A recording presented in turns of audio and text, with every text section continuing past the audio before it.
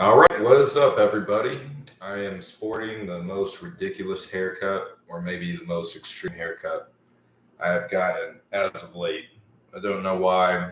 I always feel like, damn, I just hit my elbow on my table. That kind of hurt. Great way to start off the live stream. Yeah, for whatever reason, an undercut was calling me, so here I am sporting an undercut. You can see where I have receding hair. Fantastic. I'm not even trying to hide it at this point. Um, so I saw a lot of different things recently since I last did a live stream. I think the first thing I want to talk about, probably the easiest stuff to just get through, Weapons. Fantastic movie.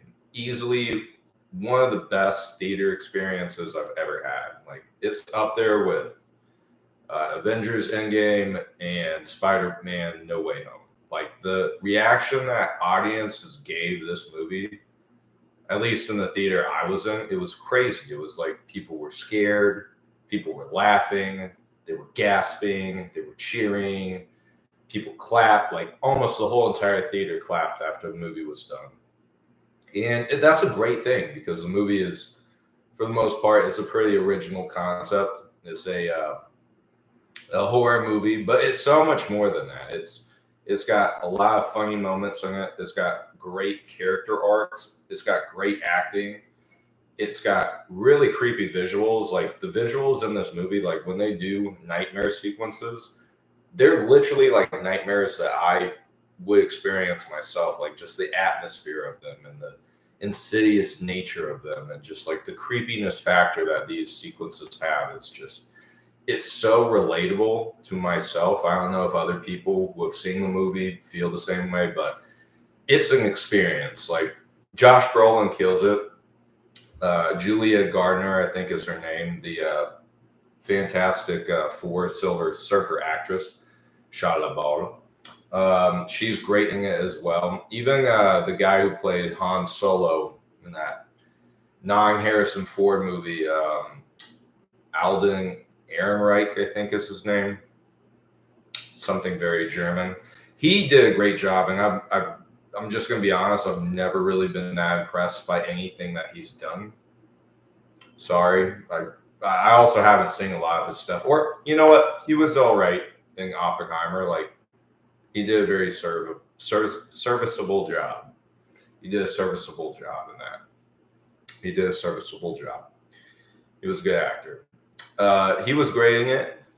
The guy, Benedict Wong, what is his character in the MCU? What is, I can't remember.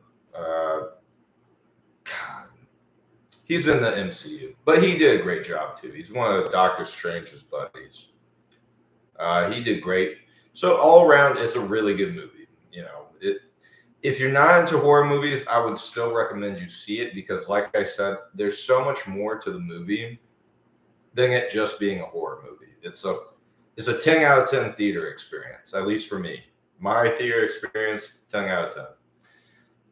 As a movie, you know, how does it stack up to like some of the best movies of all time? Well, it's sort of a tough call because, you know, it's not on the same level as something like Schindler's List, for instance, or, you know, Saving Private Ryan. Like, it's a very different movie than that.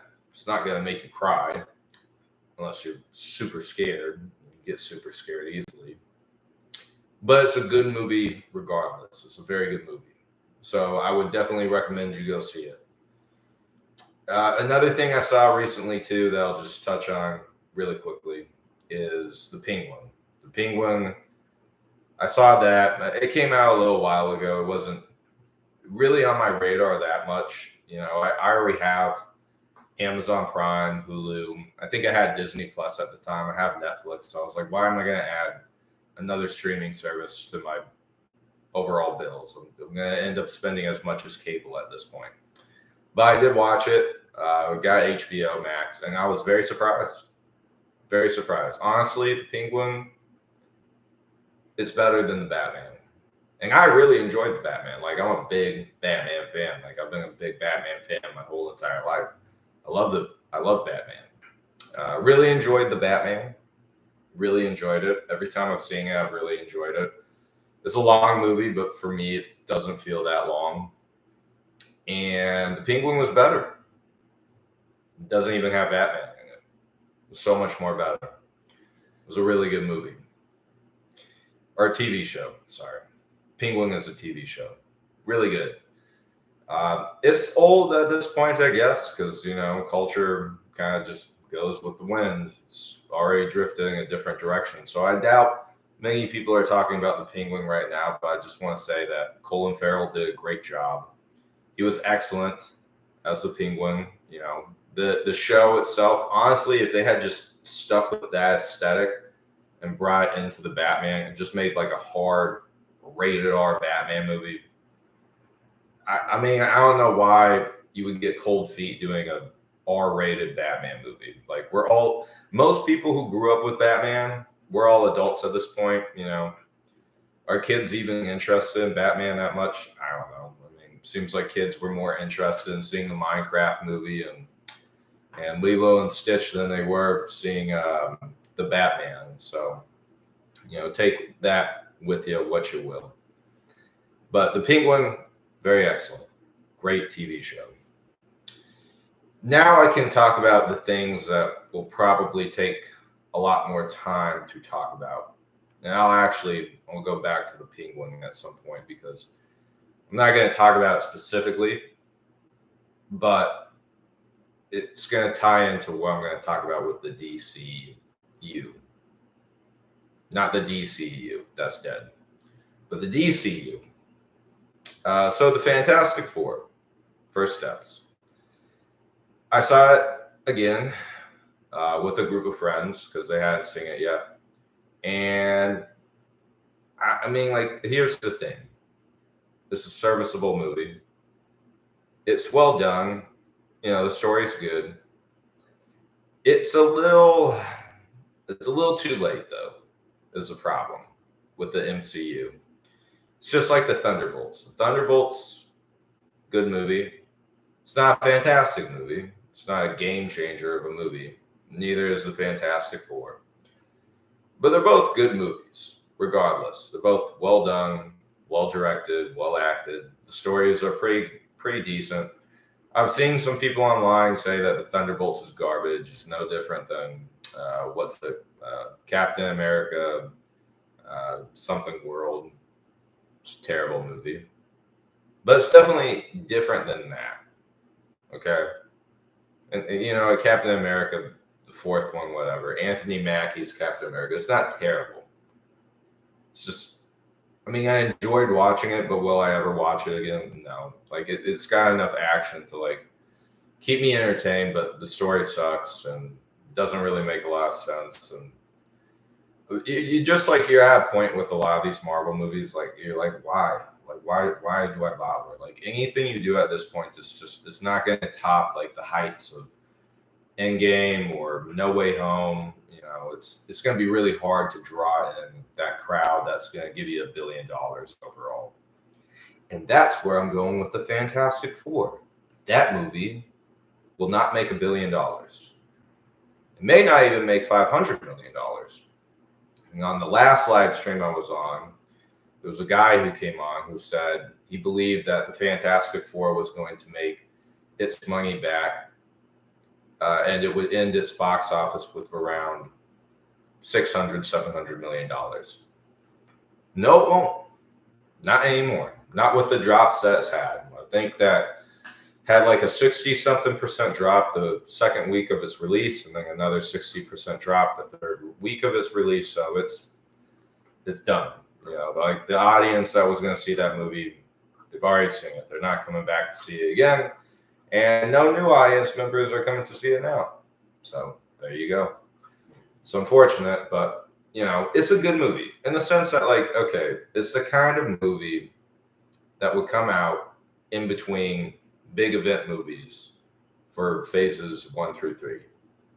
It's not like Thor: The Dark World, but it's more in alignment with like a movie like Iron Man 3. I enjoy Iron Man 3. I think Iron Man 3 is a fine movie. People have problems with it. And I can see those problems. If you're like a diehard comic book fan, there's probably some problems there with it. But it's about the Fantastic Four and the Thunderbolts are about in the same league as that. Probably not with like as bad as problems if you're a comic book fan. Like what was the guy's name? The Mandarin or something like that. Mandarin. I don't even remember. But whoever the bad guy was that turned out to be a fluke in Iron Man 3. People were upset about that. There's nothing in the Fantastic Four or the Thunderbolts that's going to upset people on the same level. But, I would say they're kind of like in the same tier as those four movies. They're good movies, don't get me wrong. Like, they're entertaining. But these are not movies that are going to make a bunch of money. It's not happening anymore. If you make movies like the Fantastic Four and the Thunderbolts, you're not going to get $1 billion. You may not even get $500 million. And honestly, like, it's sort of like what you're seeing is you're seeing sort of a return to where the MCU started, where, like, if you look at the box office for the first Iron Man movie, I think it cracks over about a little over $500 million, and then the first Captain America cracks a little over 300 million, and Thor cracks a little over 400 or something. So those are the kind of box office numbers you're seeing from a lot of these new Marvel movies coming out. Some of them even worse. But it's because the MCU, even though they're not doing a soft reboot, they're sort of at this point where they know they've made a lot of really bad content. They oversaturated the market with a lot of bad things. And nobody really cares anymore.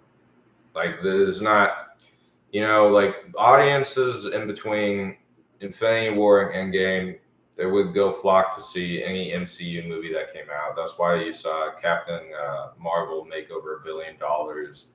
And then a sequel, which comes way after the Infinity Saga, makes a little over 200 million. And it has more characters. It has characters from the TV show. So by all means, it should have made more money when you think about it, at least with the trend of how the box office is affected by superhero team-up movies. So, I mean, The Marvels was a superhero team-up movie. It should have made way more than what it made. But unfortunately, Captain Marvel is not a very well looked at movie. People don't look at it very fondly. I don't know anybody rushing to watch it. And, the TV shows, it's like they've oversaturated the market. There's just way too many TV shows. And honestly, a lot of them are pretty mediocre. So it shouldn't be that surprising that the Fantastic Four is not doing the kind of box office that Marvel would want. Technically, at this point, they have 3 flops. And if we're counting TV shows, they have 5 flops. Just movie-wise, Captain America, Brave New World, I remember the title now, flopped. The Thunderbolts, flopped. Fantastic Four, gonna flop. The new Daredevil TV show, which should have been a runaway success because it's a continuation of that really popular next Netflix show, it didn't even get that high on the Nielsen rating charts from what I've heard. It was like number 80 something out of 100, which is bad. I haven't watched the Daredevil TV show, so I can't, at least not the new season. Boring again, haven't seen it. I heard very mixed things about it, and I love the Netflix TV show, so I don't even know if I'll ever check it out. Ironheart, I think it's pretty universally accepted that Ironheart is garbage. And I haven't watched that either. I have not watched a single MCU TV show besides WandaVision. I gave WandaVision a shot. I thought it was good. But here's the thing, I just don't care. I don't care because here's the other thing too. Like, how many loose ends are there in the MCU right now? How many open plot ends? Like, how many? Like, Doctor Strange, Multiverse of Madness ends on a cliffhanger. Have we ever seen that tie into anything? The Charlize Theron scene and the multiverse breaking apart or something? Or what about White Vision disappearing off into the ether? Haven't seen anything happen with that guy. Harry Styles is in the MCU. Have we seen that guy? Nope. A lot of these plot threads, like, why am I gonna care? Like, why am I supposed to care about anything that comes out if nothing is being tied up or nothing's being addressed? You know, it took, to his credit, it took what, over 10 years for Marvel to address the loose ends and the Incredible Hulk, and a Captain America movie that doesn't have Steve Rogers in it. Why? I don't. Out of all the plot threads you could have tied up, you tied up plot threads from a movie like a decade old that no one was thinking about what happened in that movie. There's dozens of plot threads right now that we don't even know what's happening. What's going on? Bad planning, bad writing, no payoff, not very big event movies. You know, even like Captain America: Civil War, technically not an Avenger movie, but I mean, kind of is. Big event movie. Has Marvel made any big event movies besides like nostalgia bait movies? Like, okay, Deadpool and Wolverine, that did well. Spider-Man: No Way Home, that did well. Guardians of the Galaxy 3, that did well. That's more of a James Gunn movie than an MCU movie, though. That's just a testament to how James Gunn is with those characters. So, yeah, you know, I'm holding out some faith for the next two Avengers movies. Hopefully, they're good. But you know, I thought they would be surefire $1 billion movies. I'm still relatively convinced they will be. But after looking at the box office of Fantastic Four, I'm just like, I don't know. Probably not. Probably, well, maybe. I don't know. We'll see. All right, now I'm going back. I'm going to circle back to the Penguin because I have some thoughts about the DCU. Obviously, Robert Pattinson's Batman is probably not going to be James Gunn's universe's Batman. I have a sneaking suspicion that talks about it have probably been made. Like, someone's probably been like, "Hey James, did you ever consider that we already have a Batman and maybe you should just put him in your current DCU?" And James is like, "No, I gotta do it my way." I'm sure a conversation like that has already happened. For a while, I was just really convinced that James Gunn was going to try and stop the Batman Part 2 from ever being made. It'll be 5 years since the Batman came out. That's a long time for a movie that almost made $800 million. Like, you know, and Superman's not going to make that much. Warner Brothers, that's a success. So good for them. I think here's what I personally think. I think that the Batman, that trilogy should have been pumped out pretty fast. And honestly, now seeing the Penguin TV show, I'm more interested in seeing DC go that route than James Gunn's route. Just gonna be honest. Doesn't mean I did not enjoy Superman, because I did enjoy Superman. I thought Superman was a good movie. It's not the best superhero movie ever made, which, if you're gonna launch a new superhero comic book universe, you probably want that. You probably want to start off on really, really good ground, because we've seen this fail in the past. Like, Iron Man set off the MCU because it's a really good movie. Overall, it's very beloved. Is Iron Man as good as Superman? No, it's way better. Iron Man's way better than Superman. Don't care if anybody disagrees with me. It's true. Objectively, it's true. So it just had a much better launch pad. Superman's still good though, but I would much rather see the DCU go in the direction that something like the Penguin went in. Because I'm an adult, I grew up on all these comic book movies and superheroes and all that kind of jazz. I mean, even the MCU could do it. Because look at Deadpool and Wolverine. It made over $1 billion. Like the MCU could do that. Because most of their audience that like grew up watching Iron Man and watching all these movies from the late 2000s and the early 2010s, they're adults now. And like I get the movie studios, like they're trying to draw in new audiences. They want fresh blood. They want new people to enjoy their entertainment because it's the thing in marketing. The thing about a lot of entertainment is that you make a lot of money off of merchandise. Who buys merchandise?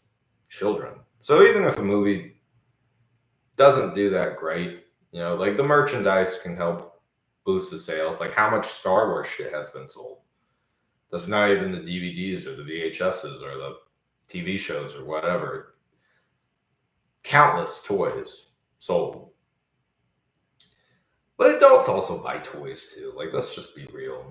That's not a taboo thing. There's a lot of adults that buy collectibles and popcorn buckets and things of that nature. So, if you're making a movie, right, shouldn't your main source of income for that movie be the movie, not the merchandise?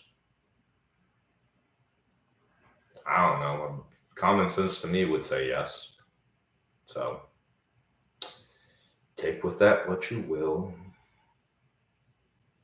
But I would much rather see the DCU go in the direction of something like the Penguin. I think that would be really interesting. That doesn't mean you make like a hard R Superman movie. You could still do, a kid-friendly Superman movie. The material lends itself better to that.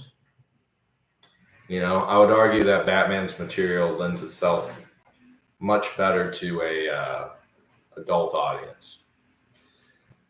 Well, the gardener is going to start cutting the grass here. It's going to get loud as shit, so I'm going to head out.